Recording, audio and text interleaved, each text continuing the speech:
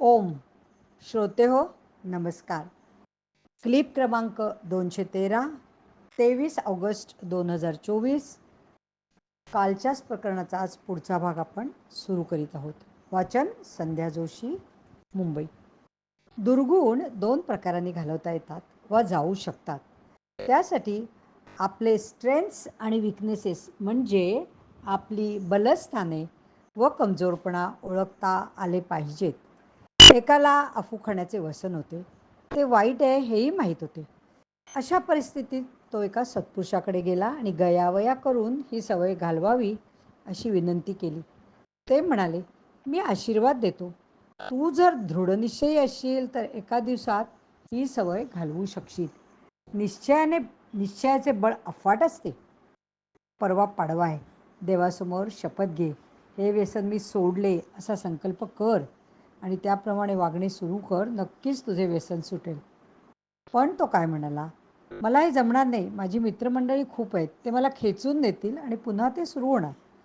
मग गुरूंनी काय सांगितलंय, एक खडूचा तुकडा दाखवला. तू एवढी अफू खातोस ना असे विचारले. तो हो म्हणाला.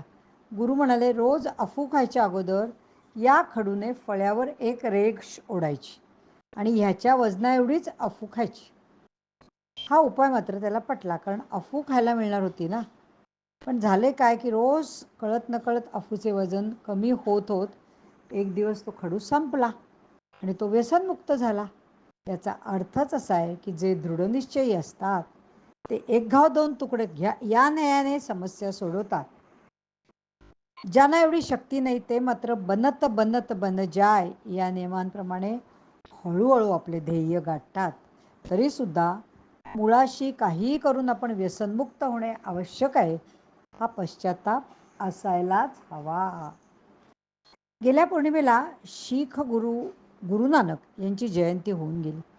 तंबाखू, गांजा, भांग आणि दारूची नशा यामुळे थोड्या वेळापुरती धुंद स्थिती निर्माण होते आणि ती व्यक्ती वेगळ्याच जगात वावरू लागते. ही धुंद स्थिती जाऊच नये म्हणून त्याचे व्यसनात परिवर्तन होते. पण गुरु नानकांनी नामस्मरणाचा महिमा गाताना काय म्हटले हे जरूर पाहावे. भांग, तंबाखू, धतुरा उतर जाय परभात, नाम खुमारी नानक का, चढी रही दिन रात. याचाच अर्थ असा आहे की अखंड नामस्मरणाने दिव्यत्व प्राप्त होऊन साधक उन्मनी अवस्थेत तासनतास जाऊ शकतो. या साधनेमध्ये अनुसंधानामध्ये भाव आणि प्रेम खूप महत्त्वाचे आहे. अंतःकरण पवित्र असल्यावर अगदी मनापासून स्मरणाने भजनाने देवाला आळवल्यास त्याचे निश्चितपणे परिणाम होतात. याची काही उदाहरणं आहेत. एका सुप्रसिद्ध देवळात संध्याकाळी रोज सामूहिक भजन आणि आरत्या होत असत. आरत्यांनंतर मंत्रपुष्पांजली होऊन नंतर प्रसाद घेऊन सर्वजण बाहेर पडत असत. जमलेल्यांपैकी एक जण उत्साहाने तन्मयतेने आरत्या म्हणत होता.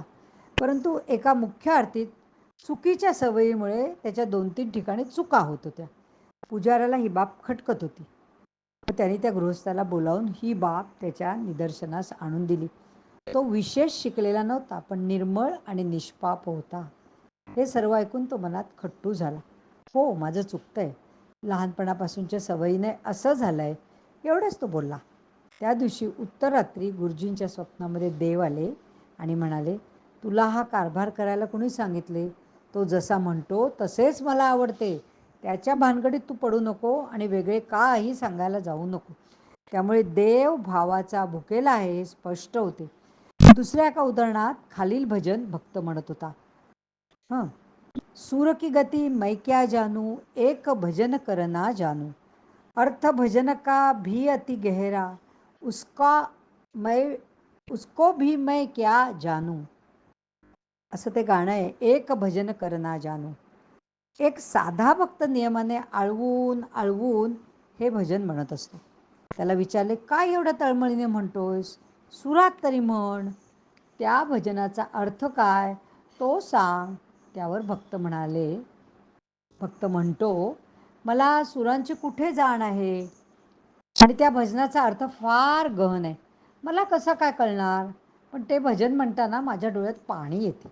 त्यानंतर त्या शहाण्याने पुन्हा विचारले, तू खूप गुणगान तर करतोयस, पण तो तर तुझी काही दखल घेत नाहीये, मग काय उपयोग? त्यावर भक्त म्हणाला, असेल असेल तसेही असेल, सगळं कळायला मी कुठे एवढा हुशार आहे. मला इतकंच कळतंय की मी फक्त देवाच्या प्रेमात बुडालो आहे, बाकीच्या गोष्टी मला माहीत नाही. दुसरी बाजू अशी आहे की साध्या सरळ निष्पाप म्हणजे लहान मुलासारखा स्वभाव असलेल्या भक्तावर देवाचे प्रेम लगेच बसते. आणि याउलट अतिउच्चार चिकित्सक हे बऱ्याच वेळा सत्पुरुषांपासून दूरच राहतात. फार चिकित्सा करून ते वेळ वाया घालवतात. आता आपण आजची दुसरी क्लिप याच्या पुढच्या भागात ऐकूया. आजचा दुसरा भाग ऐकूया. क्लिप 113चा दुसरा भाग. रामकृष्ण परमहंसांच्या चरित्रात एक उदाहरण आहे. भुकेच्या वेळी आमराईत एक हुशार माणसाला आंबा खायला पाठवले. प्रत्येक झाडावर खाण्यालायक पाड आंबे खूप होते, पण त्या माणसाचे प्रश्नच वेगळे होते. एका पाठोपाठ एक होते. एका झाडाला पाड आंबे आणि कच्चे आंबे यांचे प्रमाण किती असते? आमराईत एकंदर झाडांची संख्या किती आहे? या सर्व झाडांची राखण कशी करायची? आंबे एवढ्या मोठ्या प्रमाणात उतरवतात कसे? विक्रीची व्यवस्था काय असते? खराब आंब्यांचं काय केलं जातं? वैग इत्यादी. त्याच्याबरोबरचा माणूस म्हणाला, तुला भूक लागली म्हणून आंबा खायला पाठवलंय ना, एक दोन पाड आंबे घे आणि ते खाऊन बघ. बाकीच्या चौकशा तुला कशाला हव्यात? इथली व्यवस्था बघायला मॅनेजर, गडी माणसे सर्व नेमलेली आहेत. ते त्यांचे काम चोख करतात. भक्ताची आर्तता आणि प्रेम यांना भगवंत साथ देतोच, याचे आणखी एक उदाहरण आहे. ही गोष्ट आहे गोंदवल्यामध्ये घडलेली. एक वयस्कर भाविक बाई पहाटेच्या वेळी समाधीसमोर बसून मानसपूजेत मग्न होत्या. मनसोक्त सर्व साहित्याचं छान पूजा चालली होती. पादुकांवर अभिषेक, अभ्यंगस्नान झालं. मानसपूजेत हे गंधलेपन आणि हिना अत्तर लावण्याच्या तयारीत होत्या. अत्तराचा फाया हातात होता. तेवढ्यात सेवेकरी लगोबिगीने वाटत बसलेले सर्वजण उठा उठा उठा असे म्हणत पायऱ्या उतरत होते आणि बाईंच्या हातातून अत्तराचा फाया लवणला. थोडे अत्तर पादुकांवर आणि बाकीचे सर्व मंदिराच्या फरशीवर इतस्ततः सांडले. नाराज होऊन त्या बाई उठल्या आणि हॉलमध्ये जाऊन बसल्या. उरलेली पूजा त्यांनी तिथे पार पडली, पण त्यांचे मन अस्वस्थ होते. पूज्य बेलसरे महाराज उत्सवानिमित्त आलेले होते आणि नाश्त्यानंतर त्यांच्या खोलीत मंडळी भेटत असत. त्यातच त्या बाई पण गेल्या होत्या आणि संधी मिळाल्याबरोबर आपल्या मानसपूजेची सारी गोष्ट त्यांनी सांगितली आणि मन बेचैन आहे असंही सांगितले. त्या म्हणाल्या असंही त्या म्हणाल्या. हे सर्व ऐकून पूज्य बेलसरे काही बोलले वेगळंच. बाई, तुम्ही काळजी करू नका, तुमची मानसपूजा महाराजांना नक्कीच पोचली आहे. तरीच पहाटे मी म्हणत होतो की आज अत्तराचा एवढा घमघमाट कुठून बरं येत आहे? फाया सांडल्याचे समजले आणि आता नीट खुलासा झाला. अत्तराचा सुगंध आणि सुवासेने म्हणजे देवाचे सान्निध्य नक्कीच आहे असे समजावे. हे सारे ऐकल्यावर त्या बाईंना आनंदाश्रू येऊन त्यांचे समाधान झाले. परिपूर्ण भाव आणि प्रेम यांच्यात काय ताकद आहे हे या उदाहरणात दिसून येते. साधकाच्या जीवनामध्ये बऱ्याच गोष्टी प्रारब्धाप्रमाणे घडत असतात.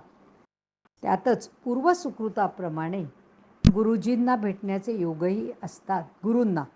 त्यामुळे तो साधक कोणत्या प्रकारची साधना करणार आहे याबद्दल सुरुवातीला स्पष्टता नसली तरी येणाऱ्या काळात ज्या संप्रदायाच्या गुरूंशी त्याचा संपर्क येतो त्याप्रमाणे त्याला साधन मिळते आणि तो मार्गाला लागतो. बहुतांशी त्याची मुळातली आवड आणि मिळालेले साधन जुळून येते, परंतु काही वेळा गुरूंनी दिलेल्या साधनेचा स्वीकार करावा लागतो. कारण आपल्यापेक्षा त्यांना आपल्या पूर्वजन्मीच्या संकेताची जाणीव जास्त प्रकर्षाने जाणवते. नामदीक्षा, मंत्रदीक्षा, ध्यानदीक्षा, भक्तिमार्ग असे काहीही असो, साधकाची वाटचाल सुरू होते. कर्ममार्ग तर सर्वांना आवडो नावडो पाळावा लागतोच. साधनेचे फळ म्हणून ज्ञान प्राप्त होणे आवश्यक आहेच, परंतु सर्वांना ते पेलवण्यासारखे नसल्यामुळे सद्गुरू हळूहळू बोधामृत पाजून शिष्याला तयार करतात.